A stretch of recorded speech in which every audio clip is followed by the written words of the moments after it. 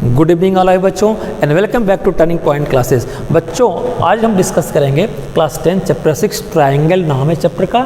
Exercise 6.2 cover करेंगे, lecture 8 होगा। Second के 3 पार्ट है, तीनों हमने लिख रखा है, ठीक है। बुक उठा लीजिए एनसीईआरटी की, क्वेश्चन सेकंड को पढ़िए, उसका कुछ नरेशन है, देन ये डेटा दिया हुआ है, इस डेटा के बेसिस पे कुछ सॉल्यूशन देने हैं। आइए second question said E and F R points on the sides P Q and P R respectively of triangle P Q R. अच्छा चलो बना लूँगा मैं। एक ट्रायंगल पी क्यू आर है जिसमें ई और एफ पॉइंट्स की एक साइड दी है पी क्यू और पी आर, ठीक है, रिस्पेक्टिवली।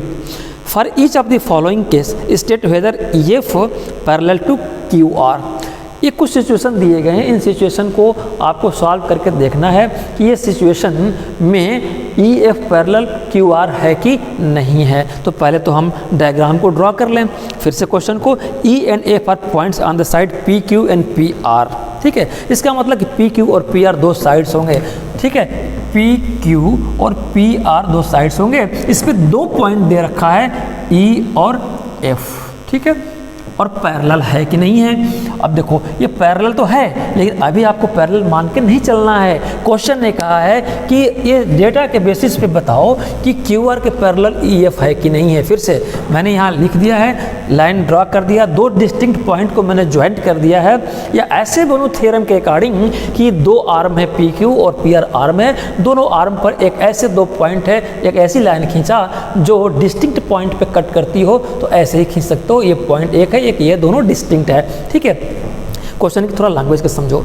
ये देखने में पैरेलल है, लेकिन पैरेलल अभी आपको बताना है।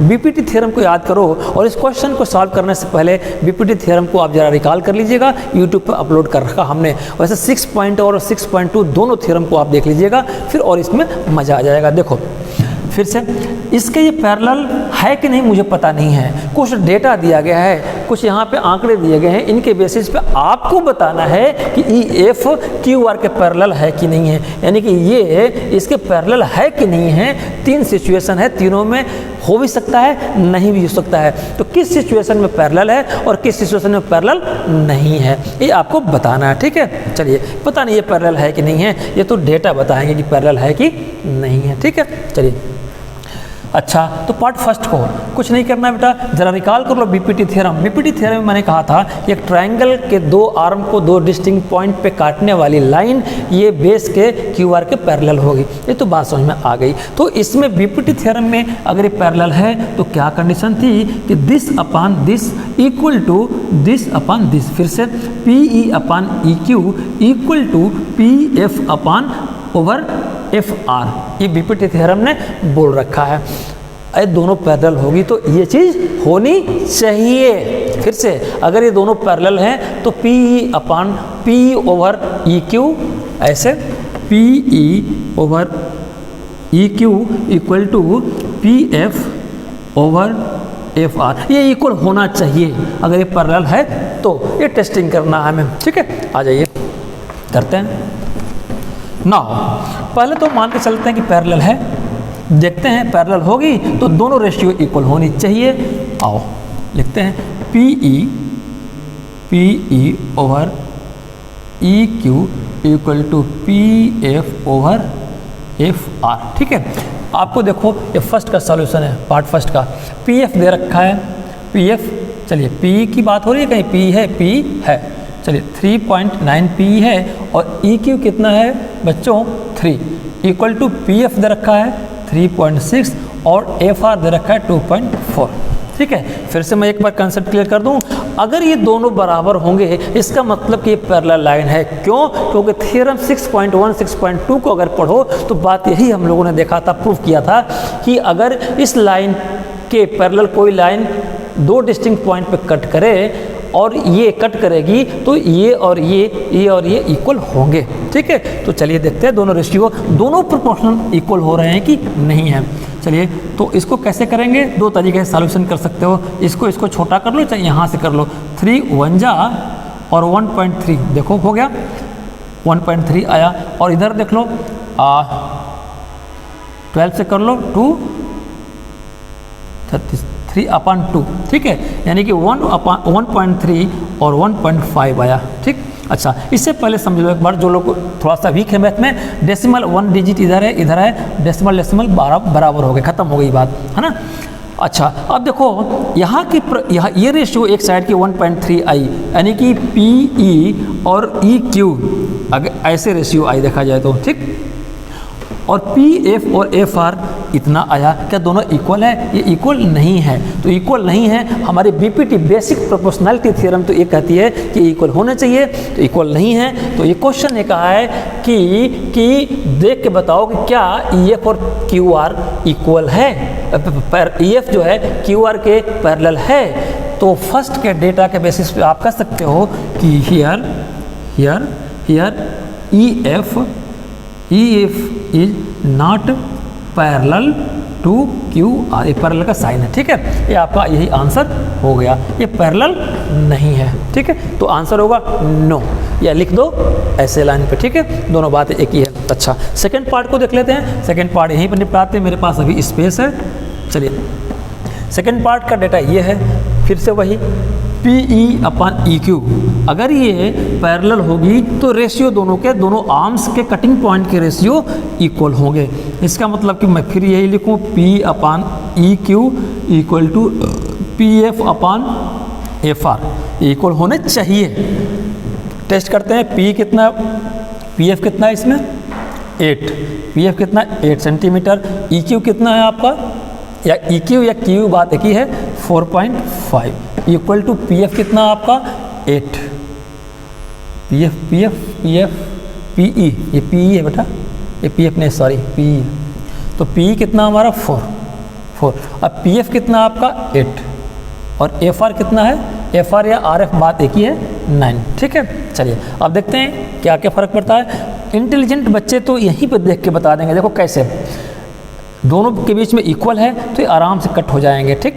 कैसे कट होंगे, एक तो इस लेमन की तरह देख लो, डेसिमल हटाओ तो 40 हो जाएगा, 10 से ऊपर नीचे मल्टीप्लाई, ऊपर 40 या 45 इक्वल टू 8/9, ठीक है। चलिए, जो यहाँ से मैं ऐसे कर दूँ 1 और ये 5, ऐसे भी कटिंग होती है, और ये 1 और ये 5, ऊपर कितना आ गया, और ये 5 कैंसिल, यानी कि यहाँ भी 1 और यहाँ भी 1।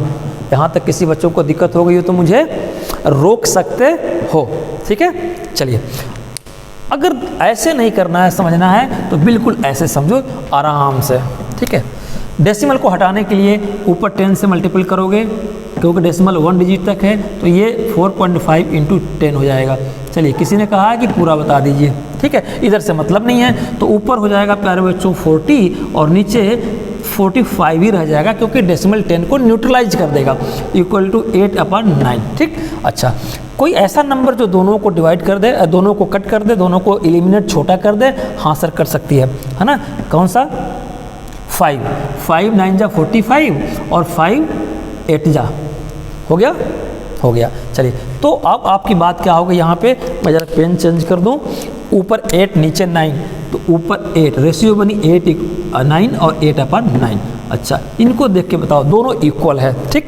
यानी कि लेफ्ट आर्म के दोनों पॉइंट के प्रोपोर्शन और राइट आर्म के दोनों के प्रोपोर्शन, कटिंग पॉइंट के प्रोपोर्शन सेम है।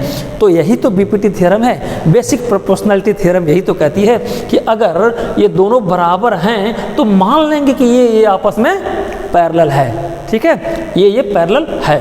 तो इसका मतलब कि दोनों बराबर है, तो QR के पैरेलल EF है। फिर लैंग्वेज में EF पैरेलल टू QR, तो हियर लिखेंगे, here EF parallel to QR, ठीक है। ये आंसर हो गई, या आंसर में लिखना हो तो यस लिख दो। पूछा है क्या ये पैरेलल है, तो यस पैरेलल है, ठीक है। इससे पहले यहाँ लिख सकते हो नो, या फिर एक लाइन ये लिख दो, बात एक ही है, ठीक है। चलिए, थर्ड पॉइंट की बात जरा कर लेते हैं सिमिलरली।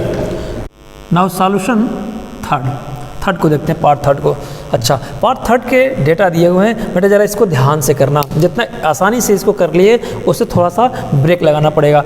PQ दे रखा है, PQ अभी तक फर्स्ट और सेकंड में क्या देखा आपने, ये और अलग अलग दे रखा था।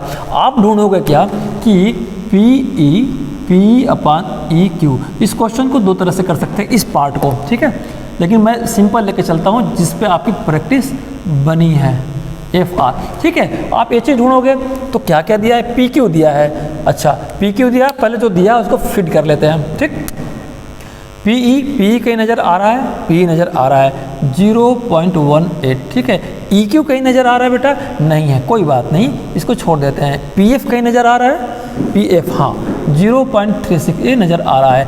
एफ आर या आर एफ कहीं नज़र आ रहा है, नहीं नज़र आ रहा है। अच्छा, एफ आर भी नहीं है, क्या करेंगे फिर, तो बड़ी दिक्कत हो गई। कोई दिक्कत नहीं है, बेसिक प्रोपोर्शनलिटी थ्योरम के दो बाई प्रोडक्ट मैंने डिराइव किए थे, +1 लेफ्ट में और +1 राइट में जोड़ करके। तो उससे क्या निकल के आया था कि बेसिक प्रोपोर्शनलिटी थ्योरम सिर्फ यही नहीं कहती कि this upon this equal to this upon this, ये भी कहती है कि whole upon this and whole upon this भी आपस में इक्वल होंगे। और एक और भी कहती है कि whole upon this and whole upon this भी इक्वल होता है। चलिए, तो क्वेश्चन ने आपको यही धोखा दिया है। पी क्यू बचा है बेटा, जरा इसका देखो वर्किंग नोट या रफ नोट कह लो। पी क्यू आपके पास कितना है, पी क्यू आपके पास है 1.28 सेंटीमीटर पी क्यू है। पी क्यू यानी कि पूरा का पूरा ये दे रखा है, कोई बात नहीं, ये पूरा दे रखा है ना। अगर ये 1.28 है पूरा का पूरा और इसमें से आपको कोई एक टुकड़ा मिल जाए तो काम चल जाएगा। हाँ सर, क्या टुकड़ा मिल जाएगा आपको, ई क्यू भी नहीं है आपको, कोई बात नहीं। ठीक है, चलिए अब जरा दूसरे डेटा पर चलते हैं। पी आपके पास है, चलिए ये पूरा का पूरा 1.28 है और इसमें से आपको ये अगर पता चल गया तो पूरे में से ये निकाल लोगे तो ये नहीं बचेगा। इसका मतलब कि ई क्यू मुझे निकालना हो तो पूरे पी क्यू में से पी ई को सब्ट्रैक्ट कर देंगे। तो पी क्यू कितना आया आपको बच्चों, 1.28 पहले से है और पी कितना दे रखा है 0.18। इसका मतलब कि ये कितना आया 1.28.18, ये 0 आया, 1 आया, 1। इसका मतलब ई क्यू कितना आ गया आपका, यहाँ पे ले लेते हैं। चलिए ई क्यू हमें मिल गया, E Q now E Q equal to मिल गया कितना 1.1 सेंटीमीटर। ठीक है, 1.1 सेंटीमीटर। इसी तरह से दूसरे को भी निकाल सकते हो। क्या आपको चाहिए पी एफ और एफ आर। एफ आर नहीं पता है, कोई बात नहीं। पी आर पता है क्या, हाँ सर पी आर पता है, यानी कि ये पूरा का पूरा पता है 2.56। अच्छा, इसके बाद इन दोनों में से कोई एक पता चल जाए, चाहे ये तो दूसरा निकल जाएगा। क्या आपको पता है, पी एफ पता है। अच्छा, ये छोटी सी दूरी पता है आपको 0.36, पूरा 2.56 छोटी दूरी इतनी निकाल लेंगे तो यही तो बचेगा। इसका मतलब कि एफ आर कितना बचेगा, 2.56 में से 0.36 को सब्ट्रैक्ट कर देंगे 622 यानी कि 2.2। तो आपके पास एफ आर कितना बचा 2.2 सेंटीमीटर। ठीक है, चलिए ये आपके वर्किंग नोट में हो जाएंगे। इस क्वेश्चन में थोड़ा सा बस ट्विस्टिंग यही था। अच्छा, तो अब तो सिंपल है, आप भर दीजिए यहाँ पे 0.18 और हो गया E Q equal to, E Q तो आपको मिल गया, ई क्यू कितना है 1.1 equal to 0.36 divided by F R की जगह पर 2.2 मिल गया आपको। ठीक है, नाउ डेसिमल की बात रह गई है, डेसिमल को देखते हैं कैसे हटेगा। डेसिमल को हटाने के लिए ये बेटा एक शॉर्टकट तरीका करना चाहो तो मैं ही से कर दूंगा, लेकिन दोनों तरीका बताता हूँ, लॉन्ग टर्म का भी बताता हूँ। चलिए, अच्छा, इसको डेसिमल हटाने के लिए ये हाईएस्ट डेसिमल न्यूमरेटर डिनोमिनेटर में कितना है 2 डिजिट, तो मैक्सिमम वाले से ही मल्टीपल करते हैं। इसका मतलब कि इसको हटाना है तो 2 डिजिट 100 से करेंगे, उतना ही नीचे से भी करना पड़ेगा इंटू 100। इधर करिए 0.36 है, इसमें भी मैक्सिमम 2 है तो 100 से करेंगे और नीचे 2.2 है और जितना ऊपर से उतना नीचे मल्टीपल। ठीक है, ये 20 इस 2 डेसिमल को तो मेट्रिलाइज न्यूट्रलाइज जो भी कह लो हटा देगा, रिप्लेस कर देगा, सिंपल 18 बचेगा। और ये 10 से 1 हटेगा, 1 0 रह जाएगा, यानी 1 1 10 हो जाएगा। ठीक है, चलिए ये लंबा मेथड है लेकिन बहुत ईजी है, जिनको नहीं समझ समझ लो। ऊपर कितना हो जाएगा, 2 डिजिट है, 2 डिजिट को खा जाएगा 36। यहाँ एक डेसिमल 1 0 को खाएगा, 1 0 बचेगा तो 220 बचेगा। ठीक है, मैथमेटिक्स में बेटा आप लोगों ने इक्वल, जहाँ इक्वल हो वहाँ ऊपर का ऊपर भी कैंसिल कर सकते हो, नीचे का नीचे भी कैंसिल कर सकते हो। तो मैं कह सकता हूँ क्या कि ये 1 0 1 0 कैंसिल। ठीक है, अच्छा 11 का टेबल पढ़ो, 11 1 जा 11 और 11 2 जा 22। ऐसे ही 18 का टेबल पढ़ो, 18 1 जा 18 और 18 टू जा दिस। ऊपर कितना रेशियो आई 1/1 और नीचे आई 2/2, यानी कि 1/1 इक्वल टू 2/2, सॉरी 2/2 को भी 1 कर सकते हो कैंसिल करके 1/1। ठीक, अब जरा लुक एट दिस, ये दोनों 1/1 ही होगा, 1/1 रखे हैं एक प्रोपोर्शन दिखाने के लिए। ठीक है, अच्छा अब बात देखो, अब बात आ गई कि ये दोनों ही रेशियो इस आर्म की इस आर्मी की इक्वल आई, तो अगर ये दोनों रेशियो इक्वल है इसका मतलब ये उसी सिचुएशन में होगा इक्वल कि इसके पैरेलल ये हो। फिर से, अगर इसके पैरेलल ये नहीं होगी तो ये रेशियो और ये रेशियो इक्वल टू ये रेशियो इक्वल टू नहीं होंगे, नहीं होंगे, नहीं होंगे। यही बीपीटी थ्योरम कहती है। बीपीटी थ्योरम बेस्ड है, किस पे बेस्ड है कि इसका ये पैरेलल होगा तो ही बीपीटी थ्योरम लागू होती है, इसके ये पैरेलल होगा तो ही this proportion this upon this equal to this upon this होंगे, और पूरे अपॉन दिस इक्वल होंगे, या पूरे अपॉन दिस इक्वल होंगे। ये जो लास्ट में मैंने बताया ये बाई प्रोडक्ट है, ये मैंने डिराइव भी किया था। ठीक है बेटा, तो इसके बारे में क्या कहना है, इसका आंसर क्या लिखना है कि यस, आंसर में चाहो तो लिख दो यस, या एक्सप्लेनेशन लिख दो कि बोथ आर इक्वल। तो आंसर ऐसे भी लिख दो, शॉर्टकट में लिखना हो तो यस, या शॉर्टकट में नहीं लिखना है तो एक्सप्लेन कर देना कि क्यों ये है। मैंने अभी से पार्ट फर्स्ट और सेकंड में बताया था। ठीक है बेटा, तो ये रहा इसका सॉल्यूशन। लिखना चाहो लिख दो यस यस यस यस, क्या था कि E F parallel to Q R, यही था कि वेदर इट पैरेलल और नॉट दिस पैरेलल। ठीक है बेटा, तो बस आज के लिए इतना रहने देते हैं। अच्छा लगा लेक्चर, आप लाइक सब्सक्राइब शेयर करिए, कराइए। अच्छा नहीं लगा, कहीं कमी हो तो कमेंट बॉक्स में ज़रूर लिखिए कि ये चीज़ आपने अच्छा से नहीं बताया, इसको और इम्प्रूव करने की ज़रूरत है।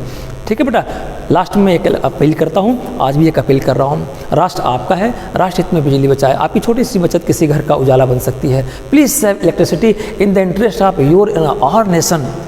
Your latest saving may be useful to needy and minded. Theft of electricity is a punishable offense. बिजली की चोरी एक दंडनीय अपराध है। Thank you very much.